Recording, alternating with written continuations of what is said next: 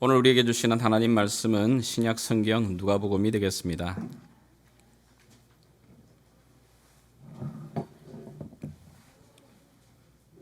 누가복음 17장이 되겠습니다. 17장 20절에서 21절까지 우리 두 절의 말씀만 함께 합독하겠습니다.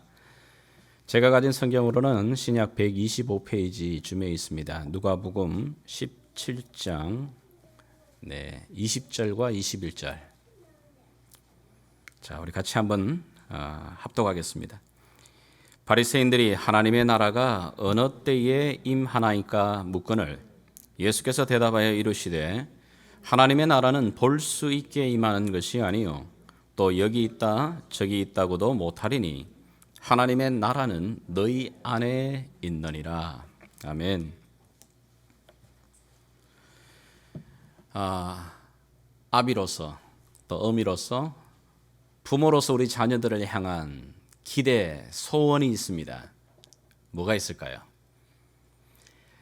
그들이 이 땅 가운데 사는 동안에 정말 참 기쁨을, 즐거움을 누리며 살아갔으면 좋겠습니다. 그것이 우리 부모에게 있어서 가장 아이들을 향한 기대와 꿈이듯이 우리 하늘의 아버지 하나님, 그 하나님이 하나님의 자녀들, 하나님의 백성들을 향한 소원이 있습니다. 그것은 그들이 이 땅 가운데 머무는 동안 영생을 누리기 원합니다. 이 땅 가운데 있는 동안에도 하나님의 부어주시는 충만함을 경험하기를 원합니다. 하나님의 그 나라를 경험하기를 원합니다. 하나님의 그 천국을 경험하는 하나님의 백성들로 하나님의 교회가 되기를 원하시는 게 우리 하늘 아버지 하나님의 소원입니다. 이런 말을 하게 되면 좀 이해가 안 되는 게 있어요. 천국 하늘나라 그건 죽어서 가는 거 아닌가? 하나님 나라 천국이라고 말하는 우리가 사용하는 단어들을 말하게 될 때 야 그건 죽어서 누리는 거 아니냐고, 죽어서 가서 경험하게 되는 거 아니냐라고 우리가 생각을 합니다. 그러나 예수님의 렌즈, 성경이 우리에게 주시는 그 렌즈를 가지고 보게 되면 하나님의 나라가 분명하게 보입니다. 그러나 안타깝게도 이 하나님의 나라가 분명하게 보이지 않게 되면 하나님의 백성들이, 하나님의 자녀들이 이 땅 살아가는 동안에 마치 술에 물 탄 듯 물에 술 탄 듯 분명한 정체성을 잃어버리게 됩니다.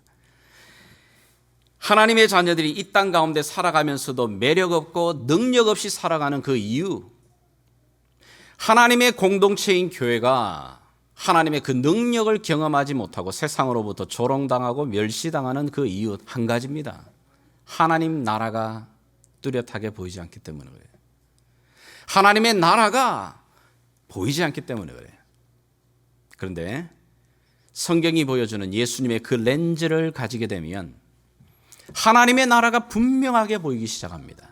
그리고 하나님의 나라가 분명히 보이는 사람만이 이 땅 가운데서 하나님 나라를 누립니다. 그리고 하나님 나라의 백성으로서의 삶을 힘있게 살아가게 됩니다. 우리가 천국, 하늘나라, heaven 이런 단어를 이제 성경에서 우리가 만나게 되면, 신앙생활에서 이야기하게 되면 가장 많은 오해가 있습니다. 아마 대표적인 그런 오해들을 제가 몇 가지 좀 소개를 하려고 합니다. 만약에 오늘 이 설교를 듣는 여러분들 중에 이런 오해를 갖고 계신 분들이 이곳에 계시다면 오늘 여러분들의 예배 가운데, 말씀을 듣는 가운데 이 오해가, 이 눈이 열렸으면 좋겠습니다. 첫 번째는 천국은 늙어 죽어서 가는 곳이라고 생각합니다. 늙어 죽어가는 천당이라고 말합니다. 그걸 믿습니다. 천국은 사후세계라고 생각하는 거죠. 만약에 그렇게 믿고 있다면 그건 정말 천국은 그림의 떡입니다. 왜죠? 그건 이 땅에서 우리가 누리지 못해요. 죽은 다음에야 누리는 거고 죽은 다음에만 경험하는 거기 때문에요. 지금 우리가 살아가고 있는 이 삶의 현재는 뭐냐면 천국으로 가기 위한 천국 대기소 같은 것. 아니요, 그런 것 아닙니다. 만약에 우리가 천국을 죽은 이후에 가는 그 세계로만 우리가 믿고 있다면 그거는 미안한 얘기지만 다른 종교인들이 믿고 있는 극락과도 같은 겁니다. 예. 우리는 극락을 믿는 게 아닙니다. 천국은 늙어 죽은 다음에 힘 다 떨어지고 체력이 다 한 다음에 우리의 소진한 다음에 가는 그런 곳 아닙니다. 두 번째 오해는 뭐냐면 천국을 마치 이 땅에서 이루어야 될, 이 땅에서 이루게 되어지게 되는 그 유토피아라고 생각합니다. 이 땅 가운데 천국을 이루기 위해서 만약에 이 사상에 반대하는 사람이나 거부하는 사람들이 있다면 그 사람들을 제거해 가면서라도 이 땅 가운데 이루어야 될 그 유토피아, 낙원, 그걸 천국이라고 생각합니다. 그렇게 믿는 사람들이 누구냐 하면 바로 공산주의자들, 또 여호와 증인들, 몰몬교들. 심지어 지금도 이것을 믿고는 수많은 사람들을 양심의 가책 없이 죽여나가면서 자기들이 원하는 그 유토피아를 이 땅 가운데 이루기를 원하는 이슬람 과격분자들, 그들이 바로 믿는 겁니다. 그거는. 세 번째 오해는요, 아마 우리 성도들 가운데 가장 많은 분들이 이런 오해를 갖지 않을까 생각을 해요. 천국을 마치 동화같이 생각합니다. 야, 천국, heaven, 극락, 아유, 야, 그건 다 그 종교인들이 자기 교리를 믿게 하기 위해 만들어낸 허구야. 그냥 그건 신화야, 신화. 무슨 그게 사실이라고. 많은 성도들이 예수님을 믿는다고 말하면서도 대놓고 말은 못하지만, 왜냐하면 자기 신앙의 수준이 들통날까 봐 대놓고는 말을 하잖아요. 그렇지만 천국에 대한 확신이 없습니다. 어떤 성도들은 천국 있으면 좋고 뭐 없어도 뭐 내한테 별 상관없고. 그럼요. 천국이 전혀 자기의 삶에 아무런 영향력을 주지 못합니다. 천국에 대해서 아쉬울 것도 없고요. 천국에 그 생각을 하면 천국 때문에 힘이 나는 것도 없습니다. 그게 뭐 죽다가 역사에 살다 만약에 죽었는데 천국이 있으면 더 좋은 거고, 뭐 없어도 어쩔 수 없지 않아? 내가 이 땅 가운데서 그저 내 삶을 최선을 다해 정직하게 하나님 앞에 올바르게 살아가면 되는 거 아니야? 그래도 없는 것보다는 있다고 믿는 게 낫지 않겠어? 그래서 끊임없이 자기 암 실어줍니다. 천국이 있는 게 낫지. 그래. 만약에 죽었는데 천국이 없다면 너무 황당해지잖아. 그래도 있다고 믿고 살아가는 게 이 땅을 살아가는데 마음의 평안을 얻고 여러 면에서 도움이 되는 거니까 그래, 천국이 있는 거야, 있는 것. 그러나 그 천국이라고 하는 것이 현재 내 삶에 어떤 도움도 영향도 기쁨도 즐거움도 주지 못합니다. 만약에 우리가 이렇게 믿고 있다면 정말 불쌍하게 믿고 있는 겁니다. 정말 어리석게 믿고 있는 겁니다. 어떤 사람들은 천국에 대한 기대감이 전혀 없습니다. 어떤 청년들은 천국 365일 24시간 하나님만 할렐루야 찬양하고 예배하는 곳, 헐, 1시간 예배도 지겨워 죽겠는데 365일 24시간 하루 종일 예배만 하는 곳이라고? 그런 곳이라면 나는 실례. 나는 안 가고 싶은데. 하나님만 찬양하는 곳이라면 그 무슨 재미가 있겠어? 그 무슨 재미가 있겠다고 거기 천국을 가겠냐고. 오해입니다. 철저하게 오해입니다. 이 세상을 지배하고 있는 이 사단이 우리 속에 집어넣고 있는 잘못된 세계관입니다. 우리 가운데 집어넣고 우리의 눈을 멀어버리게 만들어버리는 바로 그 잘못된 천국에 대한 세계관을 우리가 가지고 있는 겁니다. 성경을 보게 되면 놀랍게도 예수님은 마태, 마가, 누가, 요한 이 사복음서 안에 117번이나 예수님은 천국 하늘나라, 하나님 나라라는 이 용어를 쓰십니다. 신약 전체가 260장인데요. 이 260장 가운데 318번, 그러니까 좀 여러분들이 성경을 신약을 만약에 읽어 나가시다 보면 한 29절 정도를 읽어 나가다 보면 천국의 이야기가 나옵니다.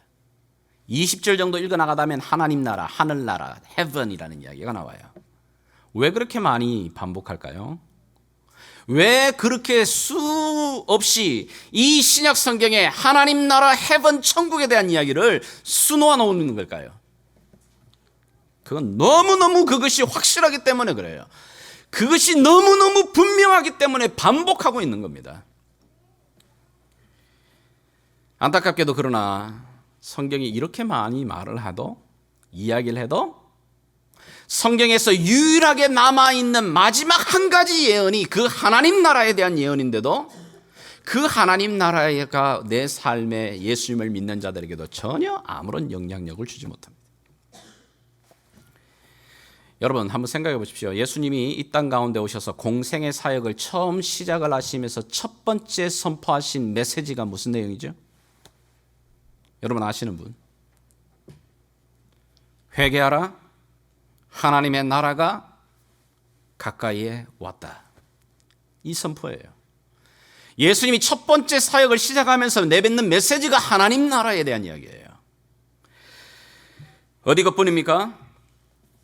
여러분 사도행전, 교회의 역사를 기록하고 있는 사도행전의 마지막 28장 끝이 무슨 구절로 끝이 나는지 아세요? 하나님의 나라를 이야기하는 걸로 끝이 납니다. 그렇다면 요한계시록 마지막 끝은 뭘 이야기를 하죠? 우리 한번 읽어보겠습니다. 요한계시록 22장 19절과 20절 같이 한번 읽겠습니다. 시작.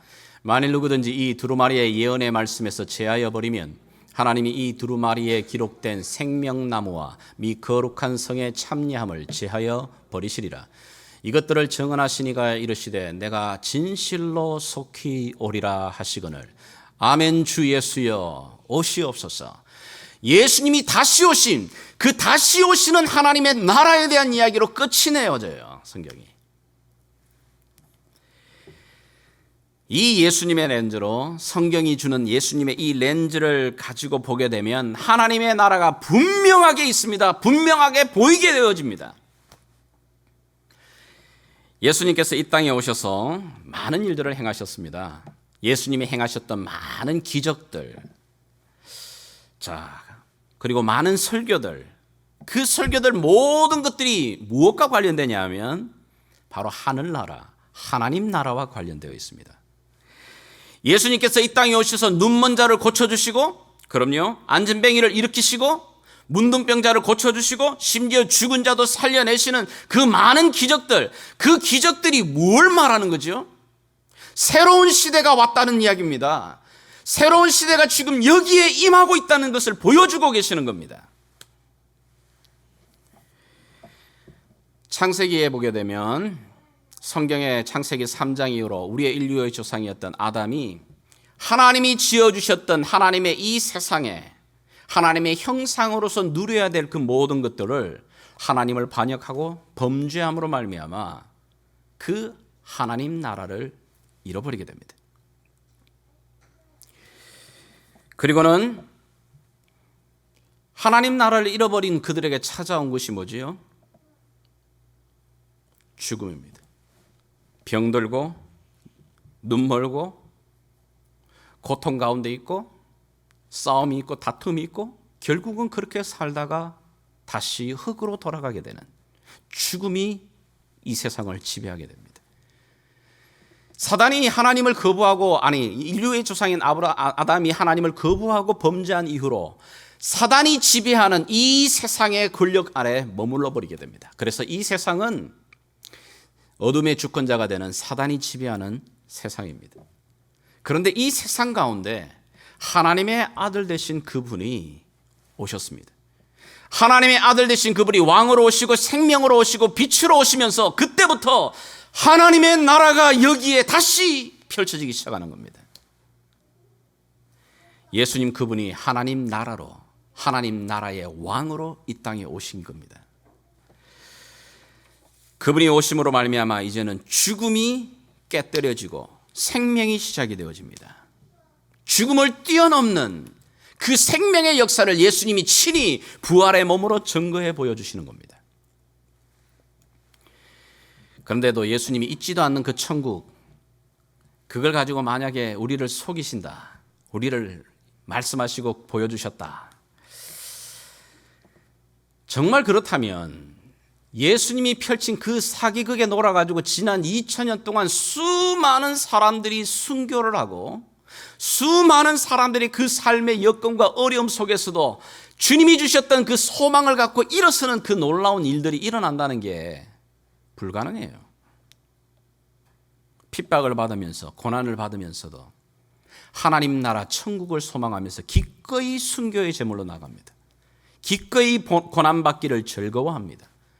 내 이 땅에 살아가면서도 내 육체는 점점 후퇴하지만 내 육체가 끝난 후에 하나님의 나라를 소망하는 그 소망으로 넉넉하게 이런 싸움들을 이겨내는 모습들, 이게 어떻게 가능한 거죠?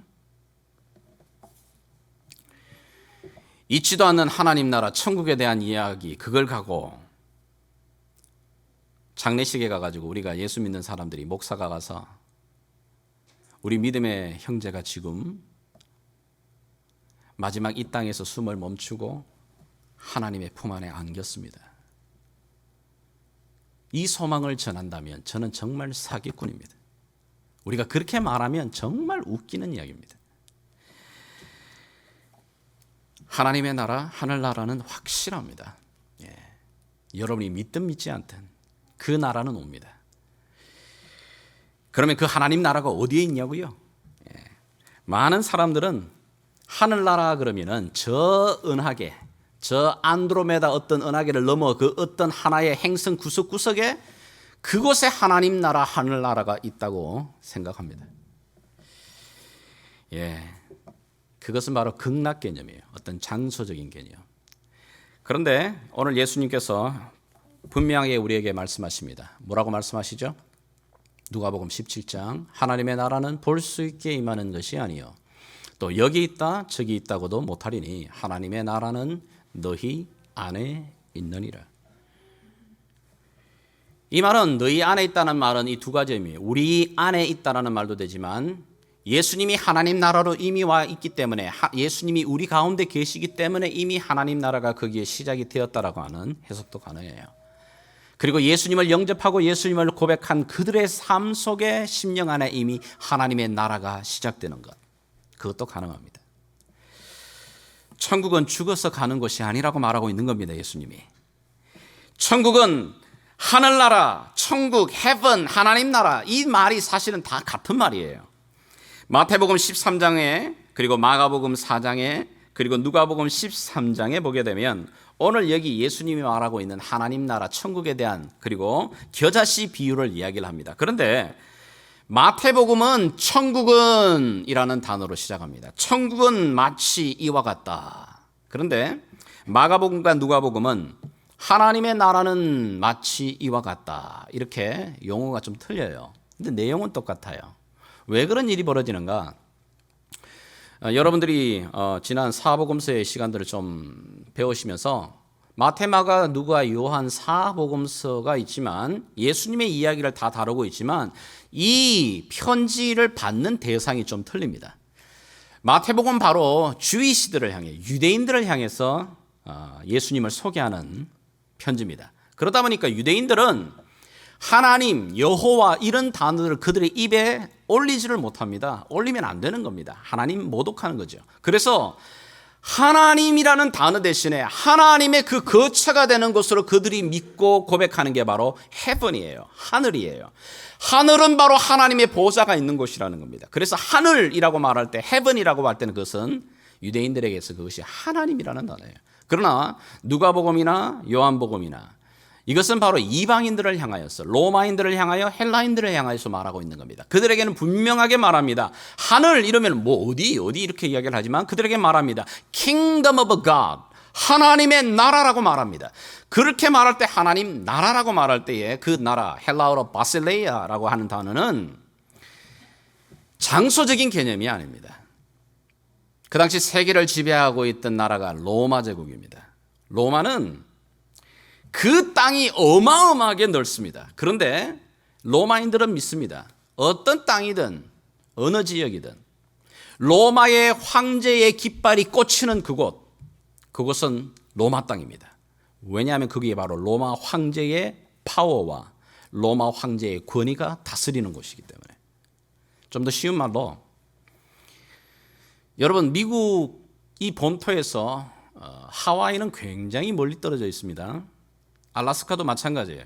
근데 본토에서 굉장히 멀리 떨어져 있지만 알래스카나 하와이는 미국 본토입니다. 땅이에요. 왜 그렇죠?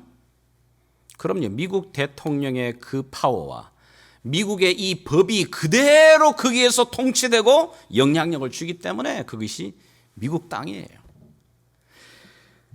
하나님 나라, 킹덤 오브 갓이라고 말할 때에 성경이 사용하고는 있는 개념이 바로 그겁니다. 여러분들이 초등학교 엘레멘터리를 한국에서든 제대로 졸업을 하셨다면 우리가 시험 치기 위해서 국가의 3요소는 뭐냐 배웠습니다. 국가의 3요소 뭐라고 배웠죠? 예, 국토, 그리고 국민, 주권입니다. 이 세 가지, 그런데 이 세 가지 중에 가장 중요한 게 무슨 개념이냐? 국가에 대한 개념. 당연하죠. 주권입니다. 왜 그렇죠? 예. 우리 조국 대한민국이 나라를 잃어버린 경험이 있습니다. 나라를 빼앗긴 적이 있습니다. 일제에게 36년 동안이나. 그런데 그때 일제에게 나라를 빼앗겼을 때에 이 대한민국이라고 하는 국토를 빼앗긴 게 아닙니다. 삼천리 반도는 그대로 있었습니다. 국민을 빼앗겼나요? 그 한반도에 살고 있는 한국인들을 다 죽여버리고 그게 일본인들로 다 채운 것도 아닙니다. 여전히 거기 한국인들이 있습니다. 그런데도 나라를 잃어버렸습니다. 뭘 잃어버렸기 때문에? 주권을 잃어버렸기 때문에. 왕을 잃어버렸기 때문에, 왕의 다스림과 통치를 잃어버렸기 때문에요. 그래서 송기정 선수가 올림픽에서 금메달을 땄지만 그 금메달은 대한민국의 금메달이 아니었습니다. 주권을 잃어버렸기 때문에 그 금메달은 일본의 것이었습니다. 그래서 그 말을 뒤집어 버리게 되면 주권을 회복하는 것을 광복이라고 말하죠. 나라를 구성하는 데 있어서 가장 중요한 것은 바로 그 주권입니다. 다스림.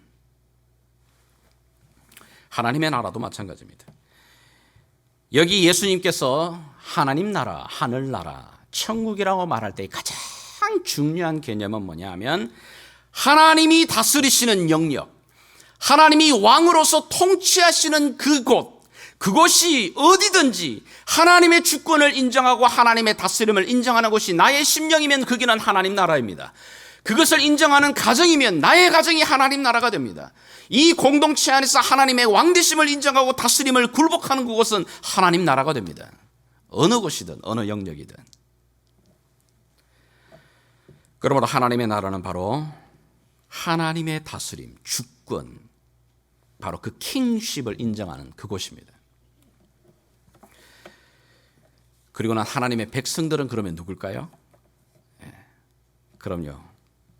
하나님을 나의 왕으로, 나의 주인으로, 하나님의 아들 되신 예수 그리스도를 나의 구세주로, 나의 왕으로 고백한 자들, 그들이 바로 하나님의 백성들입니다. 우리를 다스리는 자가 누구냐에 따라서 우리의 신분이 달려집니다. 만약에 나를 다스리고 우리를 다스리고 있는 그 주권을 갖고 있는 사람이 만약에 일본 천황이면 우리는 일본 백성입니다. 그죠? 영국의 여왕이 다스리는 그 영역 아래 우리가 있다면 우리는 영국, 브리티시 사람들이 되는 거죠. 지금 나를 다스리고 나의 왕이 누구냐 묻고 있는 겁니다. 여러분들이 주여 주여라고 말하고 있는 그 주님이 누구시냐고 묻고 있는 겁니다. 정말 여러분과 우리가 고백하고 있는 주님이라고 말하는 그 주님이 나의 예수님이시고 그 예수님이 정말 나의 주인이시여 왕으로 인정하십니까? 그렇다면 그 사람은 하나님의 백성입니다. 하나님 나라의 백성입니다. 우리가 보통 여기서 미국에서 살아가면서 시민권을 이제 취득하게 되는데 시민권을 얻는 가장 쉬운 방법이 뭐죠? 그럼요, 이 땅에서 태어나면 됩니다. 가장 손쉽게 얻는 방법. 그것 아니면은 이 나라가 요구하는 합당한 자격을 어플라이해서 그 자격을 억셉 받으면 시간이 지나면 이 나라의 시티즌십을 주게 됩니다. 하나님 나라의 그 시티즌십은 어떻게 얻는 거죠? 그럼요, 하나님 나라에 태어나야 됩니다. 그걸 born again이라고 말하죠. 거듭남이라고 말하죠. 예수님을 나의 주인으로 왕으로 모시게 되게 되면 바로 내 심령이 born again 하게 됩니다. 거듭나게 됩니다. 하나님 백성으로 다시 태어나게 됩니다. 그러면 자동적으로 그 사람은 하나님의 백성이 되는 겁니다. 하나님 나라에. 예수님께서 이 땅에 오셨을 때에 그분은 어떤 분으로 오셨느냐? 그분은 이 땅에 왕으로 오셨습니다. 예수님이 이 땅에 태어나실 때 동방의 박사들이 먼 곳에서 별을 보면서 쫓아옵니다. 왜요? 그들은 확신했습니다. 바로 저 별은 이 유대 땅을 다스리는 왕으로 상징하는 분명한 별이다. 그래서 그들은 확신해가지고 제일 그들이 먼 곳에서 동방의 박사들이 찾아간 곳이 첫 번째가 어디냐면 왕궁입니다. 왕궁. 왜요? 왕으로 오신 분이 있기 때문에 왕의 궁에서 태어날 거다. 그래서 헤롯을 찾아가서 유대인으로 왕으로 태어나시니까 어디에 계십니까? 그랬더니 황당하잖아요. 헤롯이 지금 자기가 왕인데 또 누가 왕으로 태어난다는 거예요. 또 누가 왕이라는 말이야. 그 말은 뭔 말이에요? 내가 왕이 아니고 다른 왕이 있다는 거 아닙니까? 그래서 결국은 뭐죠? 베들레헴에 2살 이하로 있는 어린아이를 다 죽여버리는 일들이 일어나죠. 동방의 박사들은 분명하게 말합니다. 예수님이 이 땅에 오실 때 그분이 어떻게 누구로 오셨느냐? 왕으로 오셨음을 분명히 선포합니다. 그리고 우리는 그렇게 고백합니다. 예수님 그분이 우리의 왕이십니다. 우리가 오늘도 그 왕의 권위 아래 살아가고 있다면, 그분의 다스림 아래 살아가고 고백하는 자들이라면 나와 여러분 분명한 하나님 나라의 백성들입니다. 두 번째로 성경이 보여주는 예수님의 이 렌즈를 끼게 되게 되면 하나님의 백성으로서 이 땅을 살아가고 있는 내 삶의 가치와 방향이 보여지기 시작합니다. 그리고 하나님의 나라의 실체가 느껴지게 됩니다. 무슨 얘기냐면, 제가 좀 이를 위해 설명하기 위해서 좀 도표를 여러분에게 좀 보여드리겠습니다. 보통 이제 신학적으로 이 하나님 나라를 설명할 때 좀 이런 도표를 갖고 좀 설명하게 되는데요. 자, 가만히 보시게 되게 되면 우리가 하나님 나라라고 말할 때에는 이 두 시제가 있음을 좀 보게 됩니다. 우리가 현재 살아가고 있는 이 역사의 시대가 있습니다. 그러나 이 시대 말고 하나님의 나라가 있습니다. 하나님의 나라는 영원부터 있었고 영원까지 있는 그 하나님의 나라가 이 땅 가운데 임하신 그때가 있습니다.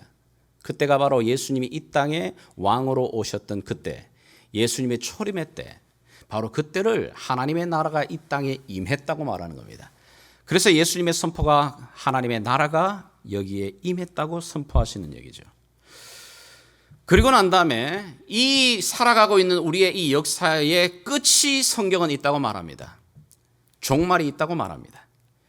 종말에는 두 가지, 개인의 종말과 역사의 종말이 있습니다. 그 개인의 종말은 여러분의 인생의 호흡이 멈추는 그 순간이 개인의 종말이기도 하지만 우리 살아가고 있는 이 인류의 끝이 있음을 말합니다. 그 끝에 하나님의 이 나라의 완전한 모습이, 완성된 모습의 하나님의 나라가 임할 것에 대해서 성경이 말하고 있습니다. 그 사이 보여지는 이 네모 박스의 그 공간 사이에 지금 나와 여러분들이 있습니다. 이것을 바로 하나님 나라의 현재성이라고 말합니다. 좀 어려운 얘기인지는 모르겠습니다만 지금 이 자리 이곳에서 우리가 하나님의 나라를 경험하고 하나님의 나라를 우리가 누리고 하나님의 나라를 우리가 확신할 수 있는 겁니다. 하나님의 나라는 우리가 죽어서만 가는 것이 아니고 종말이 되어야만 임하는 것이 아니라 이미 하나님의 나라는 이 땅 가운데 임하고 하나님의 나라는 지금 현재 계속해서 진행되고 있는 겁니다.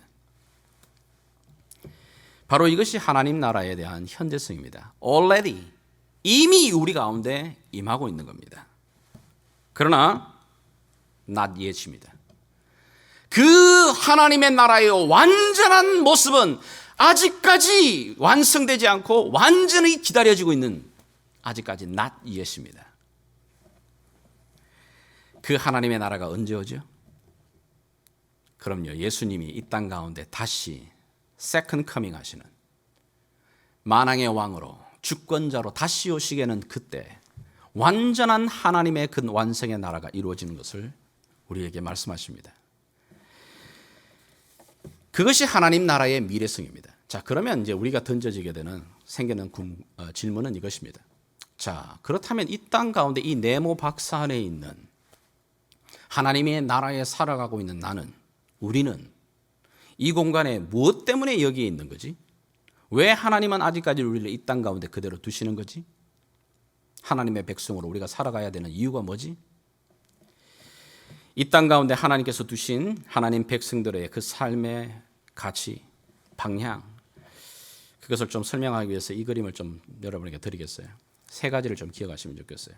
위로는 우리의 왕이신 하나님, 그분을 섬기는 것, 이것 때문에 우리가 이 땅에 남아 있습니다.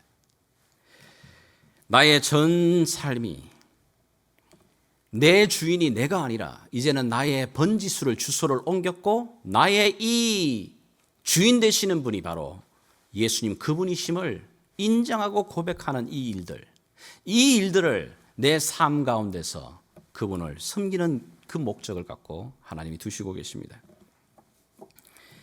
그러나 불행은 여기에 있습니다. 우리가 예수님이 나의 왕이다 노래도 합니다. 예수 우리 왕이야.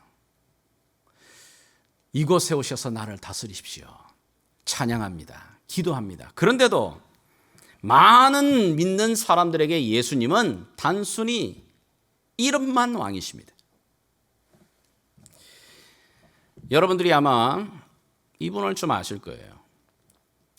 지금도 여왕으로서 여전히 현존하고 있는 분이죠.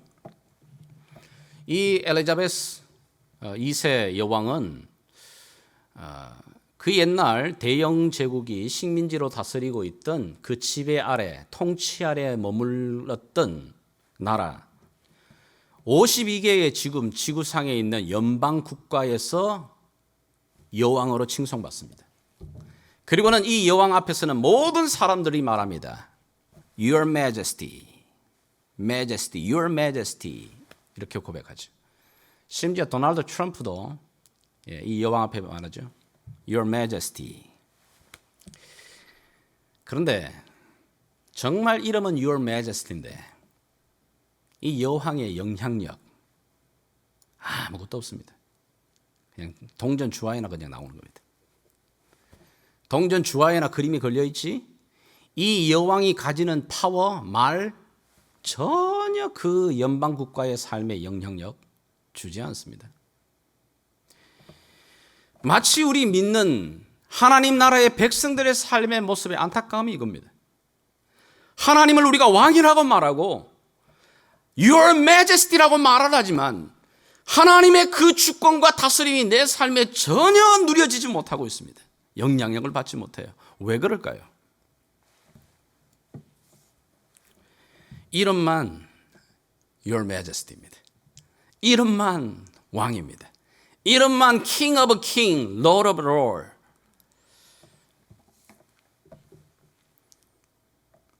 말은 그렇게 하는데 모든 내 삶의 결정은 누가 하죠? 내가 합니다. 내가 왕이 되어서 내가 판단하고 내가 결정합니다. 모든 삶의 중요한 모든 중심에 있어서 존귀함을 받고 인정을 받고 높임을 받아야 되는 건 누구죠? 납니다. 내가 자리에 서야 됩니다. 그러나 하나님께서 우리를 이 땅에 두시는 이유는 아니 너는 이미 주소를 바꾼 거야. 나라가 바뀐 거야. 너의 왕이 하나님이야.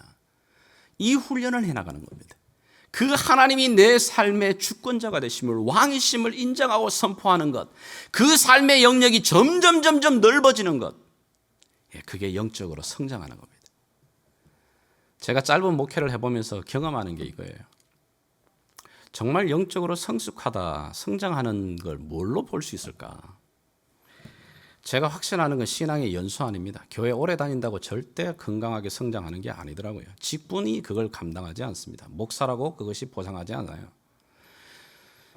하나님의 백성으로서, 하나님의 자녀로서 하나님이 왕이심을 인정하고 그분의 주권을 내 삶의 구석에 얼마만큼 더 확장시켜 나가고 있느냐, 그게 바로 하나님 백성으로 성장하는 겁니다.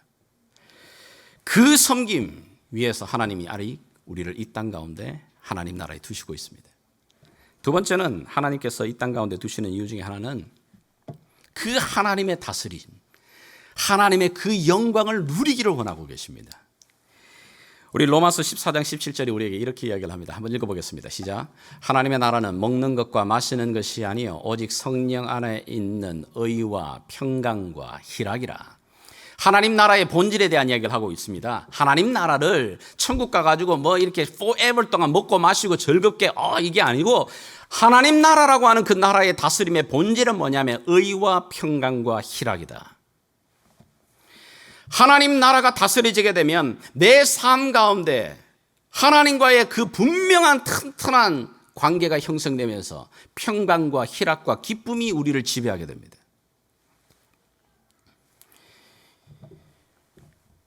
하나님의 나라는 죽어서만 가는 게 아니라 이 땅 가운데서 내가 하나님의 다스림을 누리게 되면,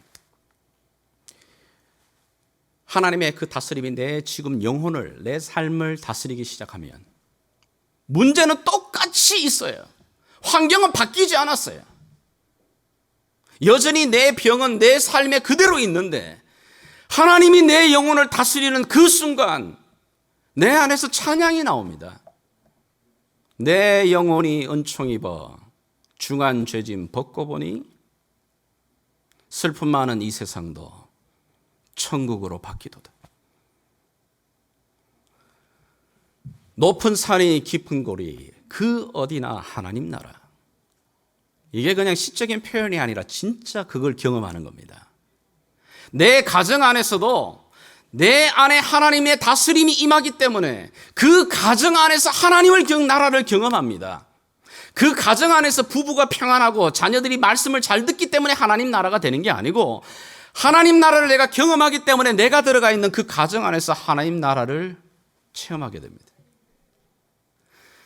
여러분, 우리가 속해 있는 가정이 더 많은 물질이 모여지게 되고 풍부해지고 자녀들이 말 잘 듣고 자녀들이 좋은 대학 가고 좋은 일이 벌어지기 때문에 그 가정이 천국이 되는 게 아니고, 내 안에 그 남편과 아내가 하나님 나라를 경험하기 때문에 그 가정에 하나님 나라가 임하는 겁니다.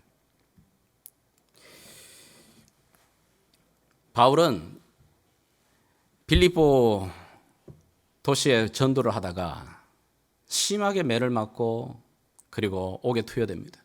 그런데 옥에 쇠사슬에 매여서 투옥되고 밤이 맞도록 얻어 터진 그 몸인데도 그 옥 중에서 이 평강을, 희락을 경험합니다. 그리고 하나님 찬양합니다. 이후에도 나중에 이제는 거의 노년이 되어서 죽음을 앞두고 있는 그 바울이 로마의 감옥에 다시 갇혀서 이 빌립보 성도들에게 편지할 때 말합니다. 기뻐해라. 내가 다시 말하노니 기뻐해라. 그 감옥에 있는 그 사람이 무엇 때문에 기뻐할 수 있는 거죠? 그 심령 안에 그가 이미 하나님 나라를 누리고 있는 겁니다. 경험하고 있는 겁니다. 그러니 환경과 여건이 그를 바꿔내지 못합니다. 하나님이 이 땅 가운데서 너희가 바로 하나님의 백성으로 이 하나님 나라를 누리기를 원하십니다. 의와 평강과 그 희락을. 세 번째, 하나님께서 하나님의 나라로 하나님의 백성으로 하나님 나라 가운데 이 땅에 우리를 두시는 이유는 바로 우리를 통해 그 하나님의 나라를 확장시키기를 원하십니다. 나누기를 원하시는 겁니다. 누가복음, 마가복음 또는 예수님께서 우리가 좀 읽어보시게 되면 지난 토요일 날 그런 짧은 본문을 묵상했습니다마는 예수님이 제자들을 부르시고 12명을 세우시는 그 이유가 그들을 보내시기 위해서였습니다. 사도로 세우신 이유는 예수님이 그들과 함께 있게 하시고 또한 그들을 보내어서 귀신을 내어 쫓고 그리고 권세 있는 하나님의 일들을 감당하게 보내기 위해서 그들을 세우십니다. 마찬가지입니다. 하나님께서 하나님의 백성으로 하나님 나라에 우리를 세우신 이유는 먼저 그분과의 이 놀라운 은혜를 충만함을 경험하고 난 다음에 예수님과 머문 자리에서 예수님과 교제하는 자리를 우리가 충만히 누리고 난 다음에 거기서 끝나는 게 아니라 너가 누리고 있는 그 충만과 희락과 기쁨과 평강이 너를 통해 너의 심기어 땅에서 주변으로 흘러가기를 원하는 겁니다. 나가기를 원하는 거예요.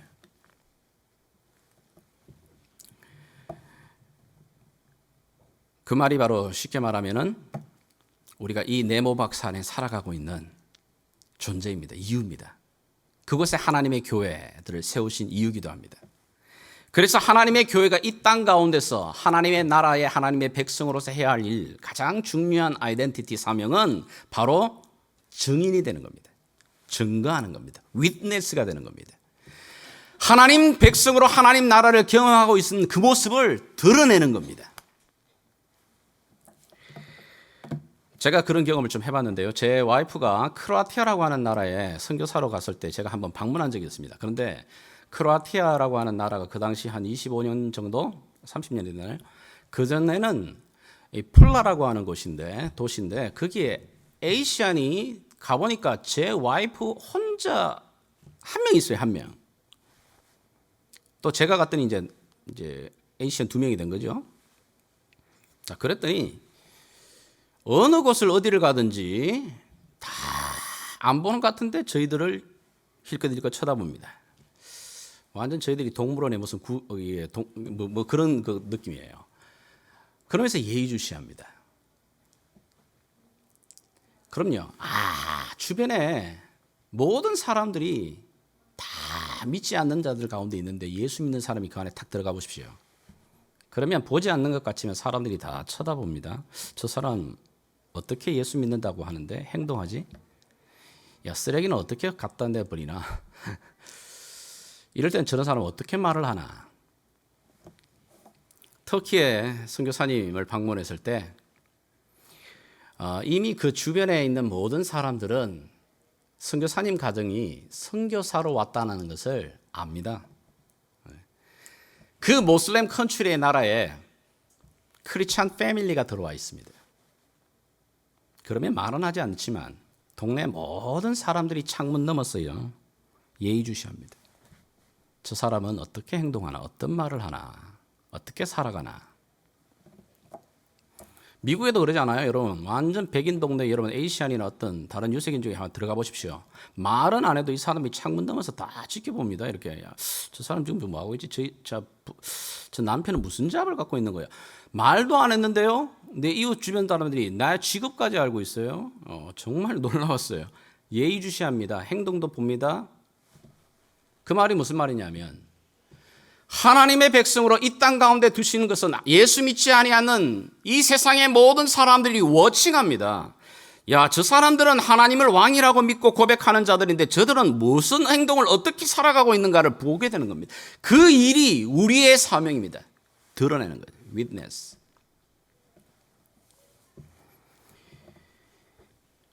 우리가 이번 교회 안에서도 여러 사역들을 감당하고 나누고 드러내는 그런 일들을 하는 이유는 딴 게 아닙니다. 그게 교회가 해야 될 가장 본질적인 모습입니다. 교회의 모습입니다. 그것이. 교회는 그냥 너희들끼리 모여가지고 펠로십하고 교제하고 나누는 그것. 그건 교회 아니어도 어느 곳이든 많이 합니다. 교회의 본질적인 모습은 뭐죠? 아버지께서 나를 보내신 것처럼 나도 너희를 보내는 겁니다.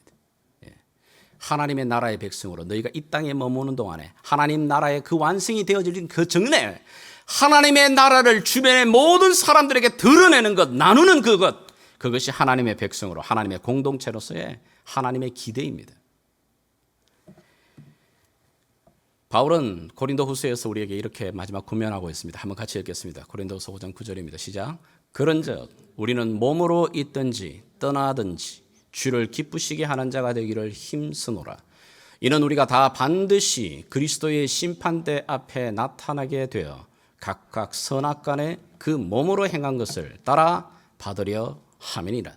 그럼요, 이 땅 가운데 하나님의 백성으로 하나님의 나라의 그 공동체로 우리가 행했던 것, 우리가 하나님의 임의로 행했던 그 모든 것을 하나님 나라 앞에, 그분 앞에서 우리가 평가를 받게 됩니다. 이번 여름 단기 선교, 우리가 시간을 들이고 물질을 들이고 내 정력을 들여서 나아가는 그 이유는 우리가 그런 빚진 자로서 이 땅에 남아있고 나누어야 될 자로서 남아있기 때문입니다. 하나님 백성으로서의 그 삶, 그것 하라고 우리를 두신 겁니다. 다시 한번 이 땅 가운데 이곳에서 하나님 나라를 경험하는 저와 여러분, 우리 공동체가 될 수 있기를 주 예수의 이름으로 축복합니다. 기도하겠습니다.